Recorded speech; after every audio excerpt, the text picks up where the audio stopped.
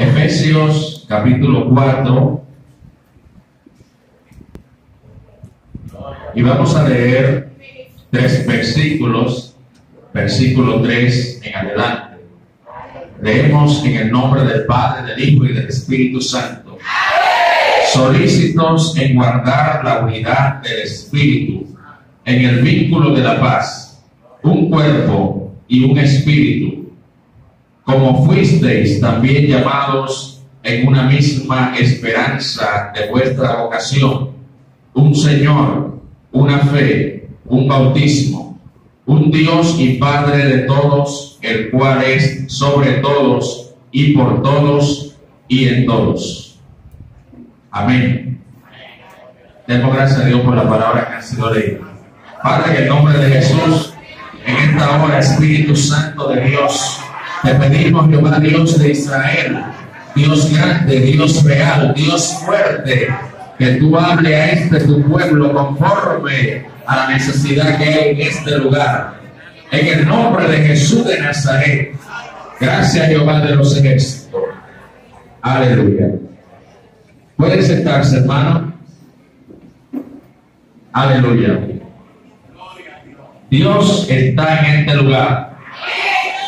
En este tiempo debemos siempre darle importancia al Espíritu Santo de Dios, porque sin el Espíritu Santo la iglesia no puede caminar.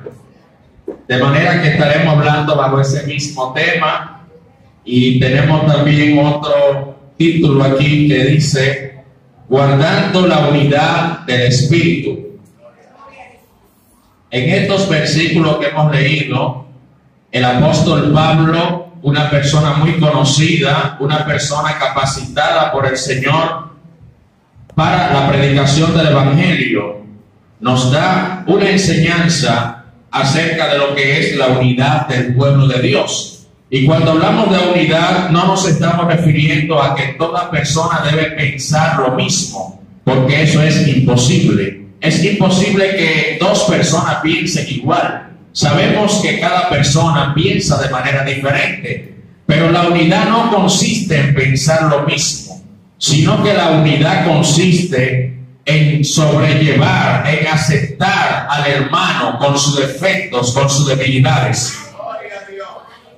La unidad consiste en yo poder soportar las flaquezas y debilidades de mi hermano. La unidad consiste en que a pesar de que mi hermano cometa un error, yo saber perdonar a ese hermano. La unidad consiste en que yo no debo hacerle la guerra a mi hermano, porque sabemos con quién es nuestra guerra. Nuestra guerra es con los demonios, no con mi hermano. Mi guerra no es contra los líderes de la iglesia, sino contra el diablo y sus demonios. Y cuando podamos entender estas cosas, entonces podemos estar en unidad. Podemos entonces decir que estamos unidos. En estos versículos que hemos leído, primero se menciona un solo cuerpo. Y la Biblia habla en diferentes ocasiones refiriéndose al cuerpo.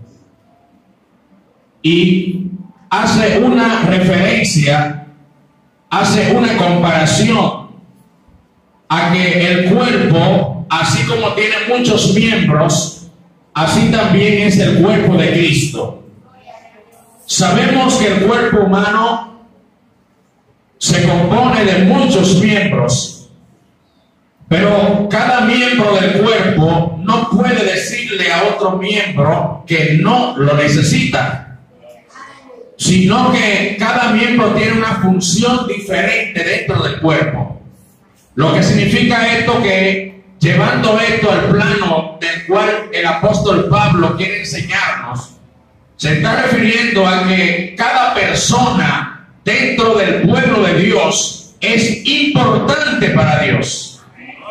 Cada persona que pertenece al cuerpo de Cristo tiene una determinada función dentro y fuera de la iglesia, dentro y fuera de la casa del Señor. Tiene una función determinada. Y es por esto que la Biblia compara los dones con el cuerpo de tal forma que el ojo no puede decirle a la boca, no tengo necesidad de ti, no te necesito. Pero tampoco el oído le puede decir a los pies, no te necesito. Aquí en el pueblo de Dios, ninguna persona, ningún miembro, aunque parezca más pequeño, aunque parezca vil, no puede decir que no tiene necesidad del otro miembro. Entonces, cuando podamos ver estas cosas, nos vamos a dar cuenta que la iglesia funciona bajo esa unidad, que la iglesia funciona bajo esa regla de que la unidad consiste en yo poder acoplarme con mi hermano independientemente de sus defectos. Pero también la Biblia habla de un solo espíritu, refiriéndose al Espíritu Santo. El Espíritu Santo que nos da los dones, el Espíritu Santo que nos ayuda, el Espíritu Santo que es el consolador, el Espíritu Santo que nos habla, es un solo espíritu. No son muchos espíritus, sino un solo. El Espíritu de Dios es el que guía a la iglesia. Y donde llega un miembro de la iglesia, ahí llegó el Espíritu Santo de Dios. Y donde llega un miembro de la casa de Dios, entonces llega la libertad del Espíritu Santo. El Espíritu Santo dirige, el Espíritu Santo corrige, el Espíritu Santo es el que nos da la visión para nosotros poder ver más allá. Es por esto que mientras en el libro de los Hechos, capítulo 1, versículo 8, dice claramente, Jesús hablando con sus discípulos antes de ascender al reino de los cielos. En una ocasión dijo, los discípulos le preguntaron al Señor, Señor, ¿restaurará el reino a Israel en este tiempo? Y Jesús le dijo, no le toca a vosotros saber los tiempos o las sazones que el Padre puso en su sola potestad. Y luego dice, pero recibiréis poder cuando haya venido sobre vosotros el Espíritu Santo. Mientras el Espíritu Santo no llegue a la vida de una persona, entonces no hay poder. Mientras el Espíritu Santo no pose sobre la vida de una persona, entonces no hay cambio. El cambio lo produce el Espíritu Santo de Dios. Cuando el Espíritu Santo de Dios entra en el corazón de una persona, lo pone manso, la malcriadeza se va afuera, la rebeldía se va afuera, porque el Espíritu Santo te llena del fruto del Espíritu Santo. Y la Biblia habla acerca del fruto del Espíritu Santo: amor, gozo, paz, paciencia, benignidad, bondad. Contra tales cosas no hay ley.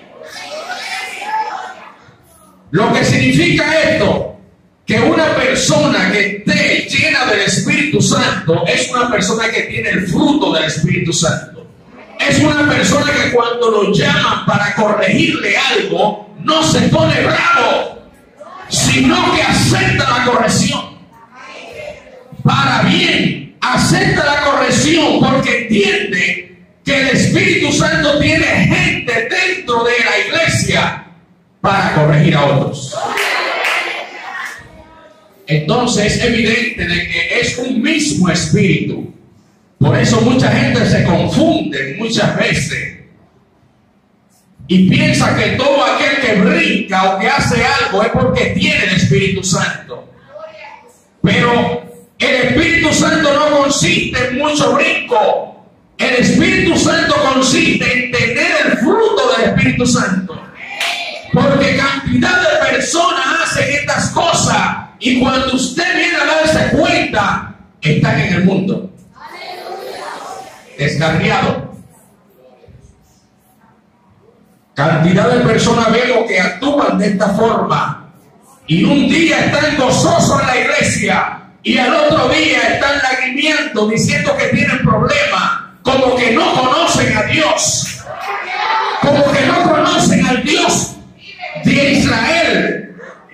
Y es por esto que la Biblia nos habla acerca de un solo espíritu, un solo cuerpo, un solo espíritu, el Espíritu Santo que bautiza a la gente.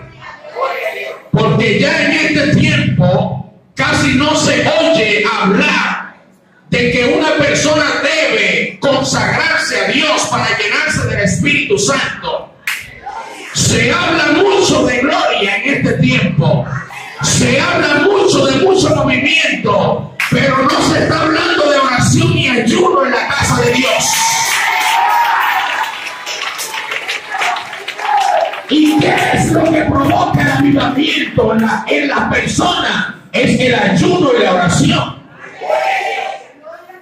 Por eso yo le digo allá a la iglesia, así como se nos hace tarde cuando hay semana de cualquier sociedad, cuando hay un mes de oración, que se nos haga tarde de rodillas también.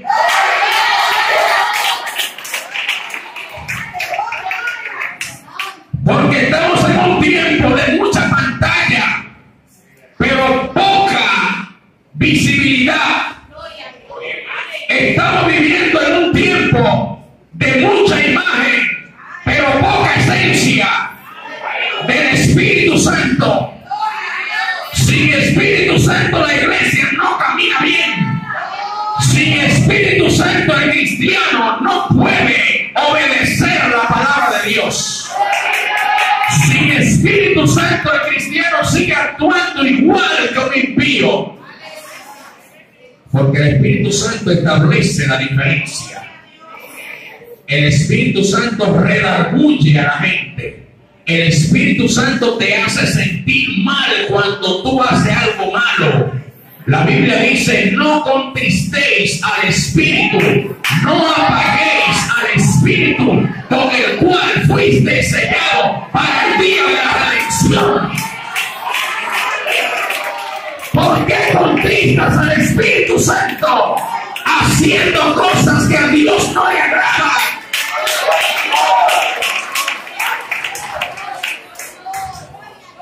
¿Cuánta gente, hermano, maltratando al Espíritu Santo? Oiga, cómo se contrista el Espíritu Santo cuando hacemos cosas que se salen de la obediencia a Dios. Gente que se acuestan a las 2 de la mañana detrás de un Facebook. ¿Cómo no se va a contristar el Espíritu Santo? Hablando cosas que no le convienen a los santos. Haciendo propuestas y dejándose hacer propuestas de gente que ni siquiera conocen. Gente enamorándose por Facebook y por internet en vez de buscar su pareja con la rodilla. Y por eso hay tanto problema en este tiempo en la iglesia. La esposa, el esposo no se busca en las redes sociales, se busca en el altar de rodillas. Y por eso la iglesia, el pueblo del Señor en este tiempo, tiene cantidad de problemas en los matrimonios. Porque no se está buscando de la manera correcta como debe buscarse. Porque ahora la gente, la comodidad ha hecho que la gente se haya olvidado de Dios. Es muy cómodo buscar así. Pero déjame decirte algo. Que cuando tú te dispones a decirle a Dios, mira Señor, yo quiero consagrarme a ti. Es difícil, claro, es difícil ayunar, porque muchas personas le cogen miedo. Es difícil estar en silicio, porque muchas personas desearían mejor estar en su cama. Pero déjame decirte algo, los beneficios que da el ayuno y la oración y el silicio no te lo va a dar la cama. Los beneficios que dan estas cosas no te lo va a dar las redes sociales. Porque es un beneficio que salta para vida eterna. Cuando tú te llenas del Espíritu Santo, entonces vas a ser una persona nueva, transformada. Y va a tener la protección de parte de Dios. entonces es un mismo Espíritu a quien nosotros le servimos. El Espíritu Santo en nuestra vida debe estar siempre presente 24/7, adorando a Dios en espíritu y en verdad, dando ejemplo, dando testimonio como cristiano. Ser cristiano no significa simplemente estar con una Biblia en la mano. Ser cristiano es algo más, como dice una canción. Y eso es lo que Dios anda buscando de nosotros. Se habla de una esperanza. Todos tenemos la misma esperanza que Pablo menciona en estos versículos. ¿Y de qué esperanza está hablando el apóstol Pablo? Está hablando de la esperanza de que toda persona que conoce a Dios va a llegar un momento en que estará en el reino de los cielos. La Biblia habla en 1 Tesalonicenses 4:13 en adelante. Porque el Señor mismo con voz de mando, con voz de arcángel y con trompeta de Dios descenderá del cielo. ¿Pero de cuál cielo? Del tercer cielo. Y dice, y los muertos en Cristo resucitarán primero. Y además sigue diciendo que luego nosotros, los que estemos vivos, seremos transformados, seremos arrebatados en un abrir y cerrar de ojos. Aleluya. Esa es la esperanza que tenemos como cristianos. Una misma esperanza. No podemos estar pensando en otra cosa. Pero el que no tiene esa esperanza se ha desligado de la fe. El que no tiene esa esperanza presente se ha olvidado. Y por eso muchas personas quizás están esperando que Dios le avise cuando Él vaya a arrebatar la iglesia para yo ponerse la pila. Pero lo bueno de esto es que Dios no puso fecha de cuándo va a venir a buscar a su pueblo. Y como Dios no puso fecha, significa que hay que estar preparados. Porque en la Biblia se mencionan varias parábolas acerca de este evento. Es un evento que no tiene precedente y que cada vez que Dios va a derramar juicio sobre la tierra de manera general, Dios primero saca a su gente para que no corran peligro. Está demostrado como el primer punto cuando Dios le dijo a Noé que preparase el arca, y Dios le dio una gracia a aquel pueblo, porque Dios da siempre una gracia, un periodo de tiempo para que la gente se aperciba. Dios le dijo a Noé, Noé, en 7 días más voy a mandar agua sobre la tierra. Es decir, aparte del tiempo que Noé ya tenía hablándole a la gente de que iba a venir el diluvio, Dios le dio 7 días más de gracia. Y al final de los 7 días empezó a llover. Pero Dios primero sacó a los suyos de ese juicio para que no perezcan juntamente con el impío. Porque el justo no va a perecer juntamente con el impío. Es por eso que le servimos a Dios. Por eso Dios nos va a proteger a nosotros de los juicios que van a venir sobre la tierra. Y hay otro evento que se menciona en Génesis capítulo 19, cuando Dios fue a destruir a Sodoma y a Gomorra. Dios sacó primero a los suyos que estaban ahí y luego destruyó esas ciudades, indicando esto de que en el arrebatamiento de la iglesia Dios va a librar a la iglesia de esos juicios que van a venir sobre la tierra. Pero la Biblia habla de la trompeta. Solamente el que esté apercibido en el espíritu podrá escuchar esa trompeta. Es decir, la persona que esté en comunión con Dios, la persona que su pensamiento sea puro, el limpio de manos y puro de corazón, estará escuchando la trompeta. No es una trompeta física, porque sabemos que la trompeta que nosotros conocemos, usted la toca aquí, pero eso no se puede escuchar en otro barrio. Solamente se escucha en el entorno donde se toca. Pero la trompeta que Pablo está hablando aquí es una trompeta espiritual. Es algo que el que está en comunión la va a poder escuchar. Y aún usted esté durmiendo en su cama, porque eso va a ser a nivel del espíritu.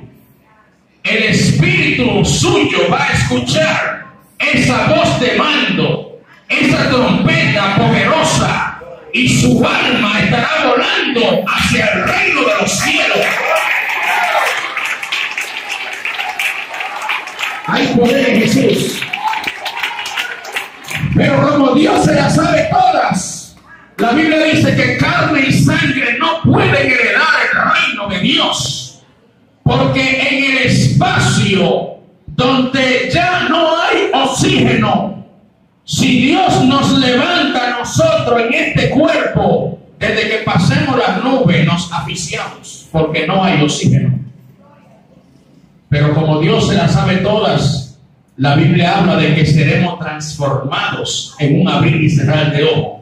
Es decir, nuestro cuerpo será transformado y semejante al de Jesucristo después que resucitó de entre los muertos. Por eso fue que cuando las mujeres fueron a visitar la tumba de Jesús el primer día de la semana, la Biblia dice que se levantaron bien temprano y fueron y iban pensando, pero ¿quién nos va a remover la piedra? Nosotros somos mujeres, no llevamos hombres aquí para que nos ayuden a remover esa piedra de la tumba para ir a echar especia al cuerpo de Jesús. Y la Biblia dice que cuando se acercaron a la tumba, la piedra estaba removida. Y encontraron dos jóvenes que eran ángeles encima de donde estaba acostado el cuerpo de Jesús. Pero ya Jesús no estaba ahí. Y los ángeles le dijeron a las mujeres: ¿por qué ustedes están buscando entre los muertos al que está vivo?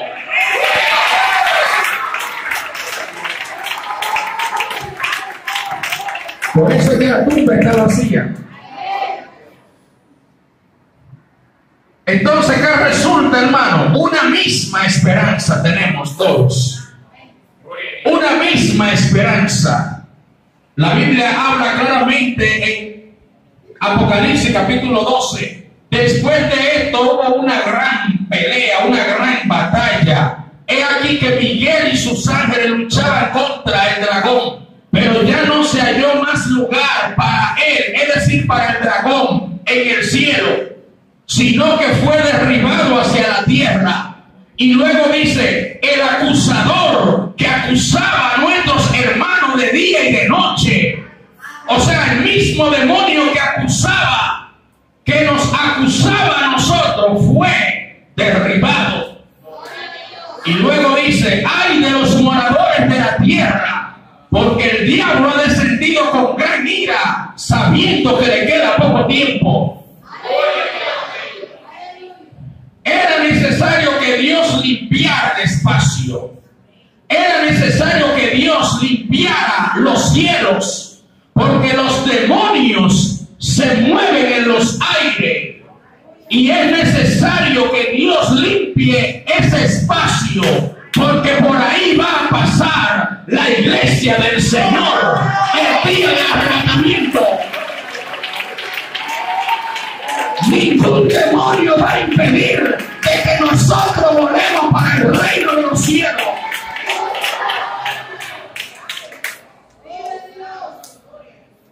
Así como los demonios impiden muchas veces que una petición sea contestada. Pero ¿sabe, hermano, por qué Jesús, cuando iba a ascender al cielo, fue llevado por una escolta al reino de los cielos? Porque ellos sabían que en los aires hay demonios que quieren interferir.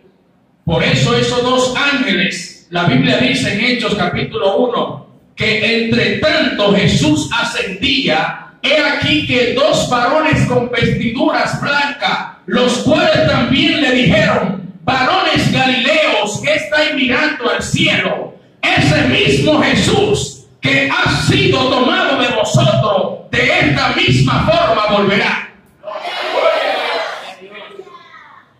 Es decir, que Jesús se quedará en los aires y desde ahí llamará a la iglesia.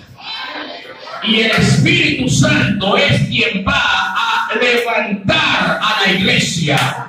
Es por eso que hay que estar lleno del Espíritu Santo para poder llegar al reino de los cielos.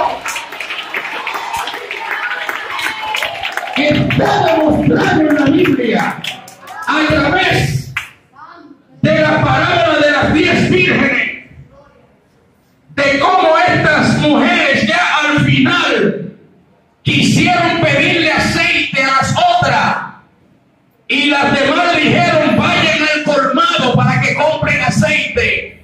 Pero sabe que cuando se produzca el llamado del arrebatamiento de la iglesia, Dios no va a esperar a nadie. El que no estuvo presente, el que no estuvo preparado, se va a quedar. Está demostrado en esta parábola de las 10 vírgenes. Cuando el esposo llegó, la puerta de inmediato él la cerró. Y solamente se quedó con 5 vírgenes. Cuando llegaron las otras tocando la puerta, ya no hubo chance para ellas, se quedaron fuera. Porque desde que el maestro llegó, desde que el novio llegó, inmediatamente cerró la puerta. ¿Qué significa eso? Que el que no esté preparado al momento en que suene esa trompeta, se quedará en la tierra con el anticristo. Es por eso que tenemos una sola esperanza, un solo Señor. Un solo Señor, dice la Biblia. ¿Pero cuál Señor? El mismo Señor que Dios le dio toda autoridad. Dice claramente en Mateo capítulo 28, 19: toda potestad me es dada en los cielos. Por tanto, id y haced discípulos a todas las naciones, bautizándolos en el nombre del Padre, del Hijo y del Espíritu Santo, y enseñándole todas las cosas, recordándole todas las cosas que yo os he enseñado. Y luego dice Jesús: he aquí que yo estaré con vosotros todos los días hasta el fin del mundo. O sea que no nos va a dejar solo, sino que estará con nosotros hasta el fin del mundo. Y la Biblia dice claramente que Jesús, anulando el acta de los decretos que estaban contrarios a nosotros, la sentencia que estaba en contra de la humanidad no tenía esperanza, la humanidad estaba perdida. Pero al Cristo morir en la cruz, la Biblia dice en Colosenses que anulando el acta de los decretos que estaban contrarios a nosotros, lo clavó en la cruz y los exhibió públicamente. Por eso Dios le ha dado un nombre que es sobre todo nombre, para que en el nombre de Jesús se doble toda rodilla de lo que está en el cielo, en la tierra y debajo de la tierra.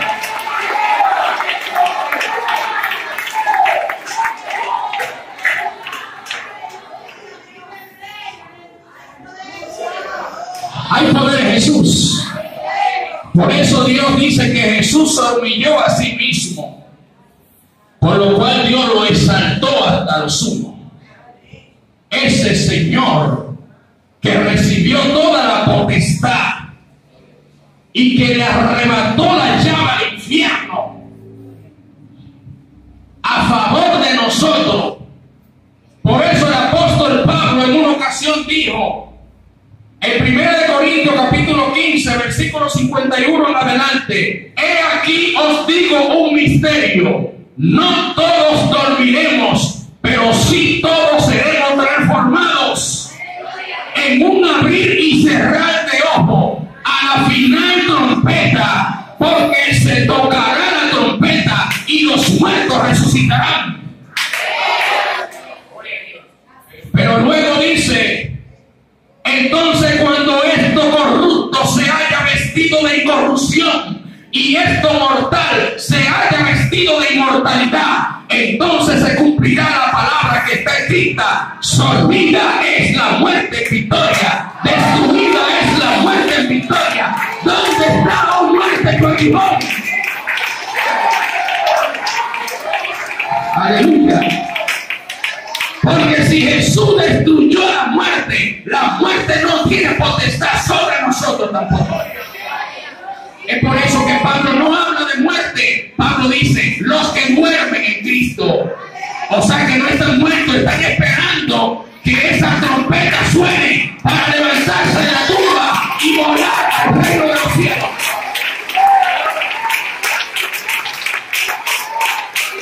Por eso el apóstol Pablo le puso claro primero a la gente de Tesalonicense. Él observaba cómo estas personas estaban actuando aún después de haber conocido el Evangelio. Pablo observaba que cuando moría un familiar de alguien en la iglesia de Tesalonicense, él veía cómo los evangélicos cristianos empezaban a llorar, empezaban a dar gritos de alguien que se había muerto. Y Pablo le dice, para que ustedes no se entristezcan como los demás que no tienen esperanza, le voy a decir esto: el Señor mismo con voz de mando, con voz de arcángel y con trompeta de Dios descenderá del cielo.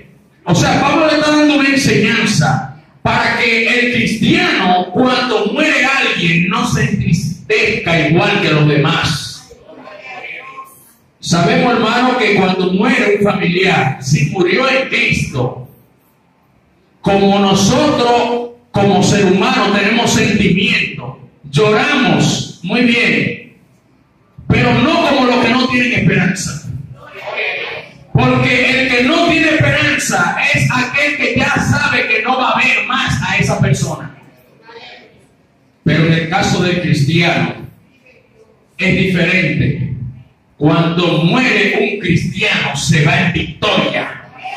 Cuando muere un siervo, sierva de Dios, su rostro se va en paz. Porque no murió como los demás que no tienen esperanza. Es por esto que estamos hablando de un mismo Señor, al Señor al cual nosotros le servimos, el Dios todopoderoso, el Dios que nunca ha perdido una batalla. A ese Dios es que nosotros le servimos. Y por eso se habla también de una fe, una sola fe. Es decir, que Pablo está claro en lo que está diciendo. Pablo quería poner a la gente de Éfeso, claro con esta doctrina de la unidad, de que nosotros tenemos que estar en unidad, en un mismo Señor, en una misma fe y también en un mismo bautismo. Es por eso que nosotros los evangélicos bautizamos todos de una misma manera. Y el que no es cristiano bautiza de otra forma. Pero nosotros lo hacemos de acuerdo a lo que dice la Biblia. Porque la Biblia es nuestra regla de fe. Una profecía puede fallar. Un sueño puede equivocarse. Pero la palabra de Dios no se equivoca. Pero la palabra de Dios permanece para siempre. Es por esto que Dios, a través de su palabra, siempre nos habla. Y a través de su palabra nos instruye de qué nosotros debemos hacer. Y luego, por último, dice, un Dios y Padre de todos, el cual es sobre todos y en todos. En otras palabras, un solo Dios. Un solo Dios. En una ocasión Dios le dijo a Israel, mira Israel, Jehová tu Dios, uno es. Y Dios le habla al pueblo para que el pueblo tome en cuenta que no debe poner a nadie por encima del lugar que le corresponde a Dios. ¿Qué es la idolatría? Todo aquello que una persona pone en el lugar que le toca a Dios. Gente que dicen que no le pueden servir a Dios y ponen como excusa cualquier cosa. Gente que le prometieron que le iban a servir a Dios en la buena y en la mala.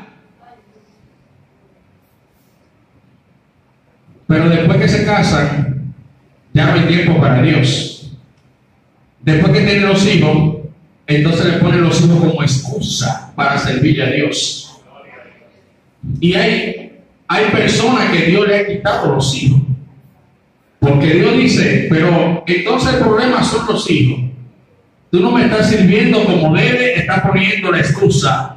No voy a la iglesia por los hijos. No voy a la iglesia por el esposo. Y cuánta excusa está poniendo por encima de Dios estas cosas. Entonces Dios muchas veces lo que hace es que te quita el problema. Por eso nosotros debemos tener presente siempre que nosotros no podemos servirle a Dios por circunstancias de la vida, sino servirle a Dios en las buenas y en las malas. Servirle a Dios cuando haya escasez. Servirle a Dios cuando haya abundancia. Porque ambos extremos son malos. La gente cuando tiene escasez dice, estoy afligido. Esta noche no iré a la iglesia porque estoy demasiado afligido porque no tengo nada. Pero entonces cuando tiene algo, dice, esta noche no voy para la iglesia porque estoy bastante cómodo en este hogar. O sea, sirviéndole a Dios por circunstancia. Y hay que servirle a Dios, hermano, no importando la situación en que nos encontremos. El apóstol Pablo dijo en una ocasión en Filipenses, he sabido contentarme cualquiera que sea mi situación. He estado en escasez y también en abundancia. Pero yo he aprendido a contentarme, no importa cuál sea mi situación. Aunque la nevera esté en AA, agua arriba, agua abajo, yo tengo que servirle a Dios.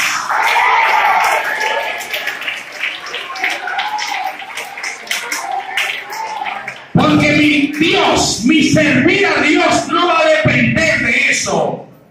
Debo estar por encima de eso, porque mi Dios está por encima de estas cosas. Un solo Dios, el cual es todopoderoso. Un solo Dios, el cual es sobre nosotros. Un solo Dios que está por encima de lo que sea. Primero Dios. Porque a Dios hay que servirle en primer lugar. Muchas veces Dios le manda prueba a la gente. Y hay gente que se quema en el examen cuando están pasando una prueba. Porque se desesperan. ¿Y qué hace Dios cuando tú te quemas en una prueba? Te la vuelve a dar otra vez. ¿Sabes por qué? Porque hasta que tú no pases ese examen, hay que estarlo repitiendo. ¿Cuánto le van a Dios? Aleluya. Entonces hay gente que se quema en el proceso. Cuando están pasando una prueba, se queman en el examen porque se desesperan y empiezan a cuestionar a Dios. Y empiezan a hacerle preguntas a Dios. A Dios no se cuestiona, hermano. Dios hace lo que hace y punto. A Dios no se le pregunta que por qué a mí. Porque Él sabe que quién es que necesita esa prueba. Si tú eres una persona desesperada, Dios te va a meter en proceso para que tú aprendas a coger paciencia. Óigalo bien. Si usted es una persona acelerada, Dios le va a poner prueba para que usted ande mal paso. Es por esto que el Dios nuestro se la sabe toda. Y Dios lo va a poner a esperar para que usted vaya cogiendo paciencia. Porque Dios sabe, hermano, que la paciencia es uno del fruto del Espíritu Santo. Y la persona cuando no tiene paciencia comete muchos errores, más errores de la cuenta. Cantidades de matrimonios se han destruido por falta de paciencia. Gente que pone su confianza en cualquier cosa más que en Dios. Entonces, si nosotros podemos entender estos puntos, nos vamos a dar cuenta que podemos estar en unidad. Aunque mi hermano piense diferente a mí, tenemos que estar en unidad. Y lo podemos hacer también. Porque cada uno de nosotros piensa de manera diferente. La Biblia dice, sobrellevaros uno la carga de los otros. Y habla acerca de los débiles en la fe, que hay que sobrellevar, que hay que ayudar. En otras palabras, hay personas que si le pisan la uña del dedo meñique dicen, no vuelvo más para la iglesia. Pero entonces el que es más fuerte debe caerle atrás y consolarlo y decirle y explicarle, no, hermanito, ven, que te queremos, tú eres importante en la iglesia. Hay que tener paciencia con esos hermanitos, porque ellos son débiles todavía, no han madurado lo suficiente. Así como Dios tiene paciencia con nosotros, tenemos nosotros también que tenerla con ellos. Porque hay gente que dice, no, déjalo. Pero a eso Dios no nos ha llamado, hermano. Dios nos ha llamado a cosechar para que esa cosecha llegue al reino de los cielos. Pero también está el fuerte le puede caer un martillo en el dedo y quizás eso no le hace muchas cosas, sigue caminando para adelante. Pero esos que son fuertes deben ayudar a los que son más débiles. Y en eso consiste la unidad, en eso consiste el amor, en eso consiste la armonía. Armonía no significa que yo no tenga problemas, porque hay gente que dice, yo no tengo felicidad porque tengo problemas. Pero la felicidad no consiste en no tener problemas, porque hasta los millonarios tienen problemas. ¿Cuánto le van a Dios? Y más que nosotros tienen. Los millonarios tienen problemas. Entonces, ¿qué consiste la unidad? En que a pesar de ese problema, yo debo enfocarme en el blanco de la soberana vocación. De que a pesar de que ese problema, yo puedo ser feliz independientemente del problema que yo pueda estar atravesando. Porque mi confianza no está en ese problema. Mi confianza está en el Dios que es más grande que ese problema. Y muchas veces la gente no analiza estos puntos. Muchas veces la gente piensa, que Dios me está probando de que para saber quién yo soy. Dios sabe quién es todo el mundo aquí. Dios conoce a todo el mundo. Cuando Dios te manda una prueba, es para que tú lo conozcas a Él. Para que tú veas que Él puede. Para que tú veas que en medio del mal, de la dificultad, hay un Dios que está por encima de eso y que te puede librar de cualquier problema. Ese problema que tenía Daniel, provocado por unos chismosos que fueron a vender el chisme al rey y que lo hicieron firmar un edicto, un decreto, que a partir de ahora nadie puede adorar a otros dioses sino solo a los dioses de Babilonia. Una prueba para Daniel. Daniel fue procesado y Daniel escuchó que la gente estaba comentando que había un nuevo decreto del rey. Oh, qué bien, hay otro decreto del rey, no hay problema. Y fue y se metió a su casa a orar como lo acostumbraba a hacer. En otras palabras, Daniel no se desenfocó. Hay personas que cuando tienen problemas se turban. Hay personas que cuando alguien se le pone malo, antes de usted llevarlo al médico, usted tiene que orar a Dios primero. Porque el médico se puede equivocar y poner un medicamento que no va, pero el Dios de los cielos no se equivoca. Y muchas veces cuando usted ora, antes de llegar al médico, y esa persona no tiene nada, porque la oración de fe, la oración del justo puede mucho. Y es por eso que Daniel, la Biblia dice que el rey amaba a Daniel. El rey conocía a Daniel. El rey sabía quién era Daniel. Un hombre recto, un hombre justo. Pero ya había firmado el decreto. Ya no podía echar para atrás. Y quizá él intentó salvar a Daniel de ser echado en el foso de los leones, pero no pudo. Porque los mismos chismosos sátrapas que estaban ahí le estaban recordando al rey que las leyes de Persia y de Media no podían ser quebrantadas una vez fue firmada. Y entonces por eso llevaron a Daniel al foso de los leones. Y la Biblia dice que el rey no durmió esa noche. Al rey se le fue el sueño. Y fue de mañana, muy tempranito. Quizás sin esperanza. El rey fue quizás sabiendo que quizás nadie le iba a responder nada. Y fue y dijo, se acercó al foso y llamó a Daniel, quizá con una voz de tristeza. Daniel, Daniel, el Dios al cual tú le sirves continuamente, ¿te ha podido librar de los leones?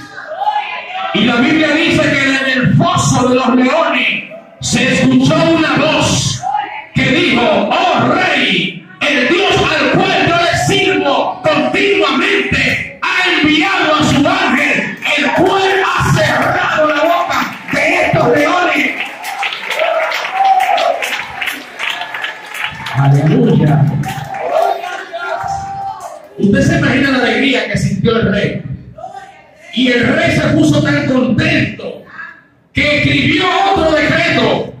A partir de ahora, a todas las naciones vecinas, tribus, lenguas, de ahora en adelante todo el mundo tiene que adorar al Dios de Daniel. Porque es el Dios real, es el Dios que tiene poder. No hay otro Dios como el Dios de Daniel.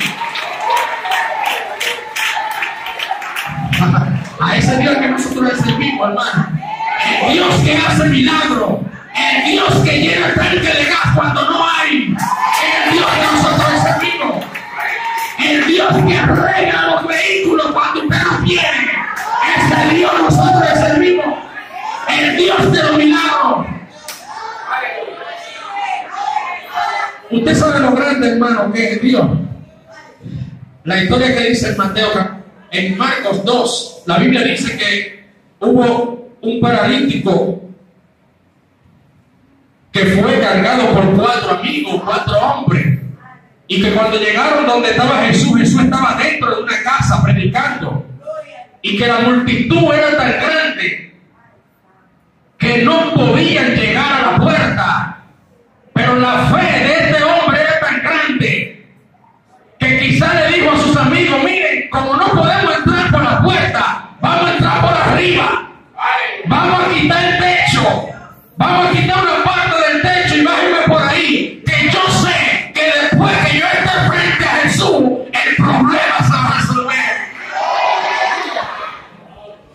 Lo importante es llegar donde está Jesús.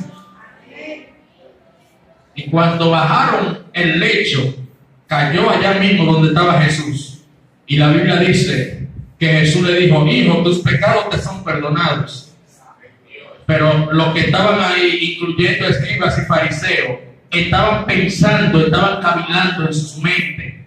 Y Jesús, conociendo en su espíritu, porque a Dios no se le escapa una, Jesús conoció lo que ellos estaban pensando, porque Dios conoce nuestros pensamientos. Y le dijo: ¿por qué caviláis de esta forma en sus corazones? Díganme ustedes, ¿qué es más fácil? Decirle al paralítico: tus pecados te son perdonados, o decirle: levántate, toma tu lecho y vete a tu casa. Entonces Jesús le dijo: para que ustedes sepan que el Hijo del Hombre tiene potestad, que el Hijo del Hombre tiene autoridad, le dijo al paralítico: levántate, toma tu lecho y vete a tu casa. O sea, lo puso claro Jesús para que ellos entendieran quién era que estaba hablando. No estaba hablando cualquier gente, estaba hablando el mismo Dios de los milagros, Jesús de Nazaret, nuestro Salvador. A ese Dios nosotros le servimos. Y es importante mantenernos en la unidad, en la visión que tienen los líderes de la iglesia, en la meta que hay, que cuando la iglesia tenga un propósito, nos unamos todos y le caigamos encima a ese propósito. Óiganlo bien, que si la iglesia dice: tenemos campaña, vamos todos para la campaña. Que el problema de uno sea el problema de todos. Eso es lo que Dios quiere de nosotros. A eso se le llama unidad. Y eso es bonito, hermano. Eso es bonito. Cuando alguien está postrado en una cama, que usted ve que los hermanos se desbordan, llevando oraciones y llevando lo que puedan también. Eso es muy bonito. A Dios le agrada la unidad, hermano. Y esa persona se sorprende y dice: wow, pero yo he sentido tanto amor que yo no pensaba que a mí me caían tanto en la iglesia. La gente se sorprende, porque eso es lo que Dios quiere de nosotros: la unidad dentro del pueblo, en una misma visión. Que nuestras metas, hermanos, sean las mismas metas, que nosotros nos propongamos servirle a Dios en espíritu y en verdad. Dios le bendiga.